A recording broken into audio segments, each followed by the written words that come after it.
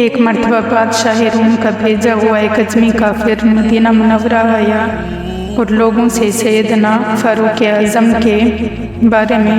پوچھنے لگا۔ لوگوں نے بتایا کہ وہ دوپہر کو کھجور کے باغوں میں شہر سے کچھ دور آرام فرماتے ہیں، تمہیں وہی ملیں گے۔ یہ اجمی کافر ڈھونڈتے ڈھونڈتے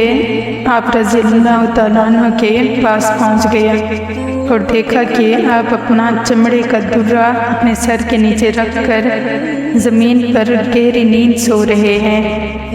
اجمی کافر نے تلوار نیام سے نکالی کہ آگے بڑھ کر امیر المومنین سیدنا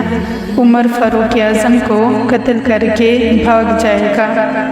مگر جیسے ہی وہ آگے بڑھا تو اچانک اس نے دیکھا کہ 2 شیر منہ پھاڑے ہوئے اس پر حملہ کرنے آگے بڑھ رہے ہیں۔ یہ خوفناک منظر دیکھ کر وہ دہشت سے چیخ اٹھا اور اس کی چیخ کی آواز سے امیر المومنین سیدنا عمر فاروق اعظم بیدار ہو گئے اور دیکھا کہ اجمی کافر کی ننگی تلوار اس کے ہاتھ میں ہے اور وہ تھر تھر کانپ رہا ہے۔ آپ رضی اللہ تعالیٰ عنہ نے اس کی چیخ اور خوف کا سبب دریافت فرمایا تو اس نے سارا واقعہ سچ سچ بیان کر دیا اور پھر بلند آواز سے کلمہ پڑھ کر اسلام کی دولت سے سرفراز ہو گیا۔ امیر المومنین سیدنا عمر فاروق رضی اللہ تعالیٰ عنہ نے اس کے ساتھ نہایت شفقت کا برتاؤ کیا